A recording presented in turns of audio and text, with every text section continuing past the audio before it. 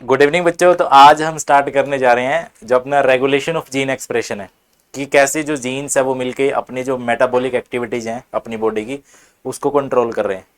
और यहाँ पे हम एक एग्जांपल लेंगे लैकोपरन का, यानी कि वहाँ पे जो उसका सबस्ट्रेट होगा वो लैक्टोज होगा। अब वो देखते हैं कि लैकोपरन क्या बोलता है क्या नहीं बोलता है।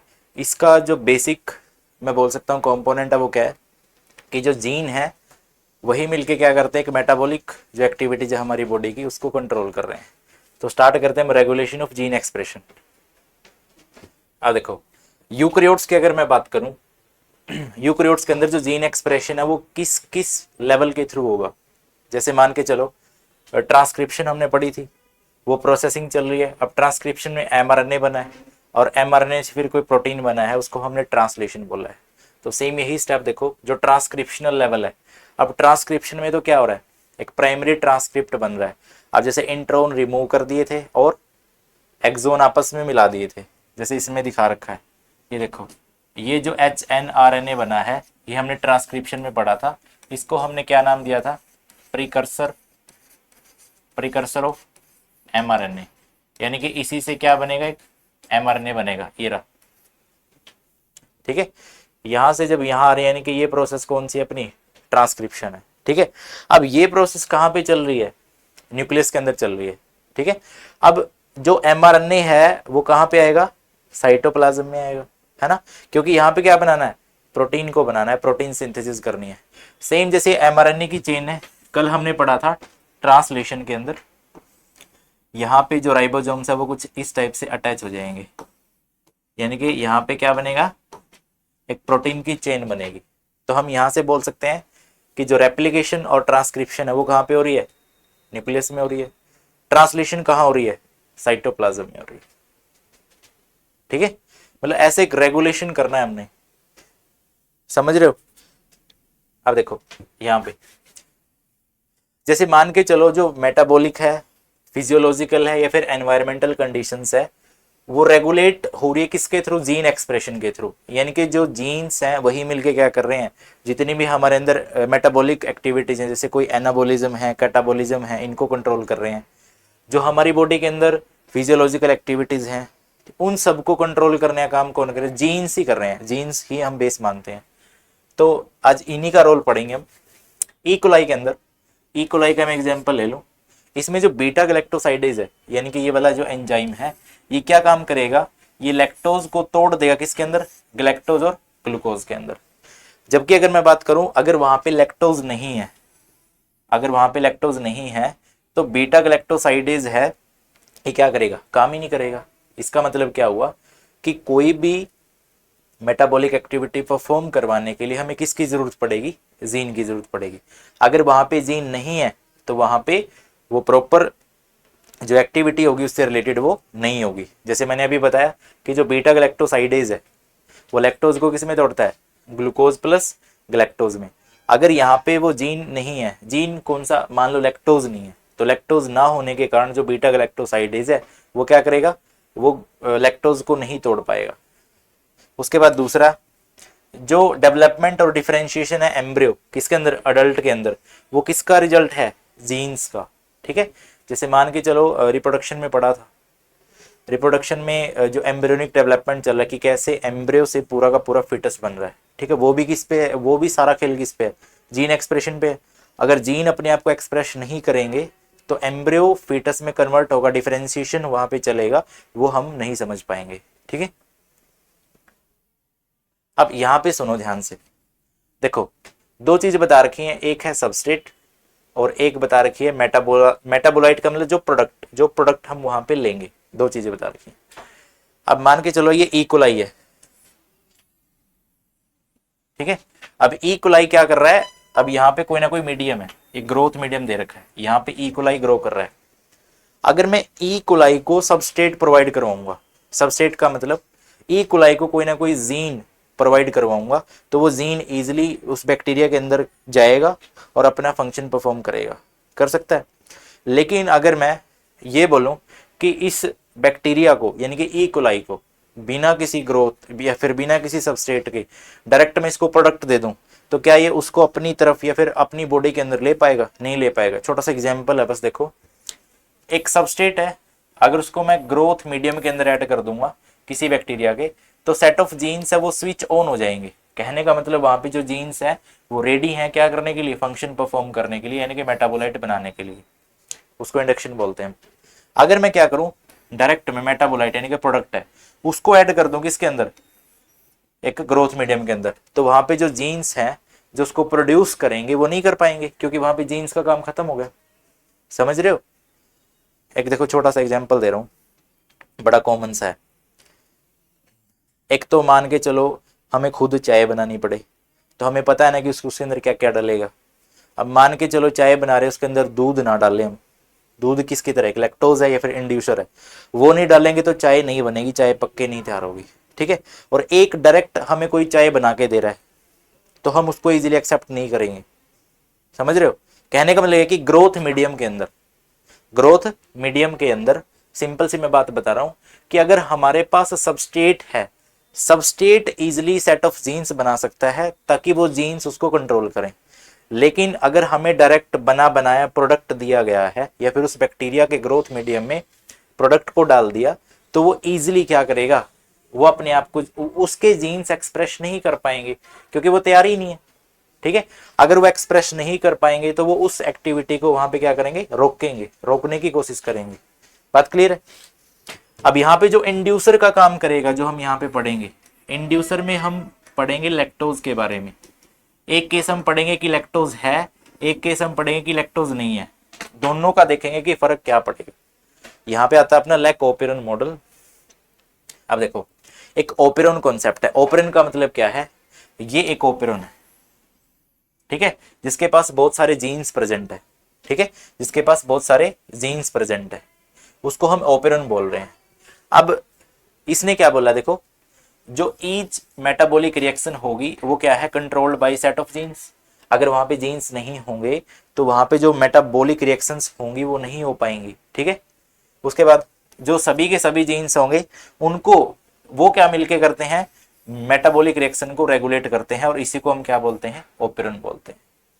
ठीक है, अब मान के चलो ये अपने पास एक ओपेरन है, 1 2 3 4 5। मान के चलो ये 5 जीन मिलके क्या कर रहे हैं? कंट्रोल कर रहे हैं किसी मेटाबॉलिक एक्टिविटी को। तो ये क्या बना है? एक ओपेरन बना है। ठीक है, इसको हम ओपेरन बोलते हैं। अभी तो बायो चल रही है, अभी तो बायो चल रही है, इसके जस्ट बाद है। देखो, जो लैक ओपेरन है या फिर अलग अलग दे रखे हैं, टीआरपी ओपेरन है, एआरए ओपेरन है। अपने सिलेबस में सिर्फ क्या है? लैक ओपेरन दे रखा है। ठीक है, सबस्टेट के बेस पे नाम दे रखे हैं। लैक है तो लैक्टोज है। ठीक है, अब देखो, lac operon is the operon controlling lactose metabolism. ठीक है, लैक ओपेरन का मतलब क्या है? कि हमें जो लैक्टोज का मेटाबॉलिज्म है उसको कंट्रोल करना है। ऑब्वियस सी बात है, लैक्टोज यहाँ पे सबस्ट्रेट की तरह काम कर रहा है। अगर वहां पे लैक्टोज होगी तो मेटाबॉलिज्म रिएक्शन या फिर मेटाबॉलिक रिएक्शन होगी। अगर वहां पे लैक्टोज नहीं है, यानी कि बना बनाया प्रोडक्ट हम दे रहे हैं, तो वहां पे मेटाबॉलिज्म नहीं होगा। ठीक है, वही हम पढ़ रहे हैं। अब ये किसने प्रपोज किया था? फ्रांसिस जैकोब और मोनोन। जैकोब और मोनोन दो, मतलब इनको याद रखते हैं, इनके जो सरनेम है इनसे। अब देखो, लैक ओपेरन, लैक ओपेरन अपना कुछ इस टाइप से दिखता है। यहाँ पे है अपने कुछ रेगुलेटरी जीन्स, यहाँ पे है अपने कुछ एक ऑपरेटर है, और ये है अपने स्ट्रक्चरल जीन्स। ठीक है, सारा खेल रहेगा इस पे, सारा खेल रहेगा इस पे। अभी बताऊंगा क्या कुछ है। देखो, लैक ओपेरन के पास क्या है? फर्स्ट नंबर पे एक रेगुलेटरी या फिर एक इनहिबिटर है। रेगुलेटरी का मतलब इनहिबिटर, यानी कि जो आई जीन मैं बोल रहा हूँ, ये क्या करेगा? रिप्रेसर प्रोटीन बनाएगा, रिप्रेसर प्रोटीन को बनाएगा। ठीक है, अब देखो, जो 3 स्ट्रक्चरल जीन्स है, जेड जीन, वाई जीन, ए जीन। अब ये जो तीनों जीन्स है ये कुछ ना कुछ बनाएंगे। ठीक है, ये तीनों कुछ ना कुछ बनाएंगे। और एक होता है operator region. Operator region, operator कौन होता है? जो ऑपरेट करता है चीजों को, है ना। अब यही ऑपरेट करेगा, यही डिसाइड करेगा कि आगे जो जीन्स है उनको काम करने देना है फिर नहीं देना। ठीक है, genes in the operon function together in the same और रिलेटेड मेटाबॉलिक पाथवे, यानी कि जो जीन्स है वो इकट्ठे मिलकर ही एक मेटाबॉलिक पाथवे को क्या करते हैं, परफॉर्म करवाते हैं, है ना। अब सुनो ध्यान से, लैक ओपरन में अब ये तीनों जीन्स हैं, जेड जीन्स है, वाई जीन्स है, या फिर ए जीन्स है, कुछ ना कुछ बनाएंगे। जैसे कि जो जेड जीन है, जेड जीन किसके लिए रिस्पॉन्सिबल है, बीटा गैलेक्टोसाइडेज। अब बीटा गैलेक्टोसाइडेज क्या काम करता है, ये करेगा लैक्टोज को गैलेक्टोज और ग्लूकोज में तोड़ने का काम, ठीक है। उसके बाद जो वाई है, वाई ये रहा, ये क्या कर रहा है, ये परमेज एंजाइम के लिए परमेज एंजाइम को कोड कर रहा है।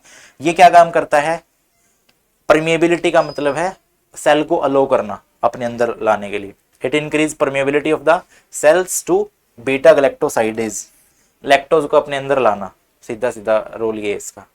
ए जीन क्या काम कर रहा है, ये ट्रांस एसिटाइलेज का काम करता है, ये ट्रांस एसिटाइलेज एंजाइम को कोड करने का काम करता है, ठीक है। अब सुनो ध्यान से, ये समझना है तुम्हें ध्यान से। अब देखो यहां पे क्या केस पढ़ना है, in the absence of inducer, यानी कि यहां पे सबस्ट्रेट नहीं है। तुम्हें याद रखना है कि यहां पे सबस्ट्रेट नहीं है। सबस्ट्रेट का मतलब यहां पे लैक्टोज नहीं है। अब लैक्टोज, लैक ओपरन पढ़ रहे हैं, यानी कि लैक्टोज होगा तभी ओपरन काम कर पाएगा, अदरवाइज नहीं कर पाएगा। अब केस सुनो, यहाँ पे लैक्टोज नहीं है, इसका मतलब यहाँ पे सबस्ट्रेट नहीं है। अगर सबस्ट्रेट नहीं है तो देखो क्या होगा यहाँ पे जो रेगुलेटरी जीन है, यानी कि ये रेगुलेटरी जीन्स है, ये क्या करेंगे, वहां पे एक रिप्रेसर एमआरएनए बनाएंगे। क्या बनाएंगे, रिप्रेसर एमआरएनए, यानी कि डीएनए से एमआरएनए ट्रांसक्रिप्शन है, और ये एमआरएनए फिर क्या बनाएगा, एक रिप्रेसर प्रोटीन बनाएगा। क्या बनाएगा, रिप्रेसर प्रोटीन, यानी कि यहाँ पे एक प्रोटीन बना है। इस प्रोटीन किसके थ्रू बना, ट्रांसलेशन के थ्रू। अब ध्यान से सुनना, अगर ये रिप्रेसर प्रोटीन जाके ऑपरेटर से लगा, ऑपरेटर के पास गया, ये वाला रिप्रेसर प्रोटीन यहां से गया ऑपरेटर के पास, अगर ये रिप्रेसर प्रोटीन ऑपरेटर के पास गया, इसका मतलब उसने कमांड दे दी है क्या, कि हमारे पास लैक्टोज यानी कि कोई सबसेट नहीं आया है, जो स्ट्रक्चरल जीन्स है उन्होंने कुछ भी बनाने की जरूरत नहीं है। इस वजह से जो अपना ओपेरॉन है वो क्या रहेगा, स्विच ऑफ रहेगा, यानी कि वो कुछ भी नहीं बनाएगा, ठीक है। कोई भी फंक्शनल जीन कुछ भी फंक्शन परफॉर्म नहीं करेगा, इसका मतलब वहां पे जो ओपेरॉन है वो क्या करेगा, स्विच ऑफ रहेगा, ठीक है। समझ आ रहा है। अब दूसरा केस है, अगर इस ओपेरॉन के पास क्या आया, एक लैक्टोज आया, लैक्टोज का मतलब वहां पे सबस्ट्रेट उसको मिल गया। सुनना ध्यान से, in the presence of inducer, in the presence of inducer. अब इंड्यूसर कौन है, यहाँ पे लैक्टोज है, लैक्टोज यहाँ पे क्या है, इंड्यूसर है। अब सुनना, अब क्या होगा अब इसने तो वही काम करना है, यहाँ पे जो इसके रेगुलेटरी जीन्स है उसने क्या बनाया, रिप्रेसर एमआरएनए बनाया, और फिर वो रिप्रेसर एमआरएनए क्या बनाएगा, रिप्रेसर प्रोटीन बनाएगा। सपोज कर लो यहाँ पे लैक्टोज नहीं है, अगर लैक्टोज नहीं है तो रिप्रेसर प्रोटीन यहाँ पे ऑपरेटर के पास जाएगा, तो वो तो फिर भी स्विच ऑफ करेगा, फिर भी कुछ नहीं फंक्शन परफॉर्म करेंगे स्ट्रक्चरल जीन्स। लेकिन इस रिप्रेसर प्रोटीन के पास जब कौन आ रहा है, इंड्यूसर, यानी कि जो लैक्टोज जब आ रहे हैं ना, तो इसको वो काम नहीं करने देते, इसको वो काम नहीं करने देते। अगर ये इनके पास आ रहे हैं तो ये इसके पास नहीं जा पाएगा, ये प्रोटीन इसके पास नहीं जा पाएगा। अगर ये इसके पास नहीं गया तो इसका मतलब क्या है, कि ऑपरेटर ये बोल रहा है कि जो वहां पे जीन प्रेजेंट है उनका जो भी काम है उनको वो करने दो, ठीक है। अगर ये यहाँ पे नहीं गया, कौन, रिप्रेसर प्रोटीन यहाँ पे नहीं गया, तो यहाँ पे जो जेड जीन है, जो वाई जीन है या फिर ए जीन है, वो अपना काम करेंगे, क्योंकि वहां पे ट्रांसक्रिप्शन भी होगी और वहां पे ट्रांसलेशन भी होगी। समझ रहे हो, जेड जीन किसको कोड कर रहा था, बीटा गैलेक्टोसाइडेज को। वाई जीन किसको कोड कर रहा है, परमेज को। ए जीन किसको कोड कर रहा है, ट्रांस एसिटाइलेज को, ठीक है। और ये तीनों मिलके किसको कंट्रोल कर रहे हैं, लैक्टोज मेटाबॉलिज्म को। बात समझ में आई। ये अपना लैक ओपेरॉन मॉडल है, ठीक है, इसको हम बोलते हैं लैक ओपेरॉन, यानी कि लैक्टोज की प्रेजेंस और एब्सेंस बताती है कि वहां पे जो स्ट्रक्चरल जीन्स हैं वो काम करेंगे या फिर नहीं करेंगे। समझ में आया, ये लैक ओपेरॉन मॉडल है। यहां तक बता दो, इसमें कोई प्रॉब्लम कोई समस्या हो, देखो यही चीज बता रहा है बार बार। अब देखो एक बात और बता दी इसने, ग्लूकोज और galactose can not act as inducer for lac operon, ठीक है। कई बार ऐसा होता है कि लैक्टोज नहीं है वहां पे, बट क्वेश्चन आ जाता है कि अगर ग्लूकोज और गैलेक्टोज हम एज ए सबस्ट्रेट दे देंगे इसको किसी ओपेरॉन को, ऑपरेन कौन सा, लैक ऑपरेन को। तो क्या वहां पे जो ग्लूकोज और ग्लैक्टोज है वो इंड्यूसर की तरह एक्ट करेंगे, बिल्कुल नहीं करेंगे, ठीक है, वहां पे वो इंड्यूसर की तरह एक्ट नहीं करेंगे। इसका मतलब जो रेगुलेशन ऑफ लैक ऑपरेन होगा वो रिप्रेशर, वो क्या होगा, नेगेटिव रेगुलेशन, क्योंकि रेगुलेशन हो ही नहीं पा रही है, क्योंकि वहां पे कौन नहीं है, लैक्टोज नहीं है, लैक्टोज नहीं है तो वहां पे जो लैक ऑपरेन है वो क्या करेगा, इंड्यूसर्स पे वो जब वो क्या करेगा, मतलब ये नहीं है, लैक्टोज नहीं है, तो वो क्या, एब्सेंस ऑफ लैक्टोज ही हुआ। एब्सेंस ऑफ लैक्टोज का मतलब सबस्टेट नहीं है, और सबस्टेट नहीं है तो रिप्रेसर एमआरएनए बनेगा, ये बनेगा तो प्रोटीन बनेगा, ये प्रोटीन यहाँ पे जाके बाइंड होगा, ये बाइंड होगा तो तीनों जीन काम नहीं करेंगे, ठीक है। इसको हम क्या बोलते हैं, negative regulation. Lac operon is under control of positive regulation as well, ठीक है।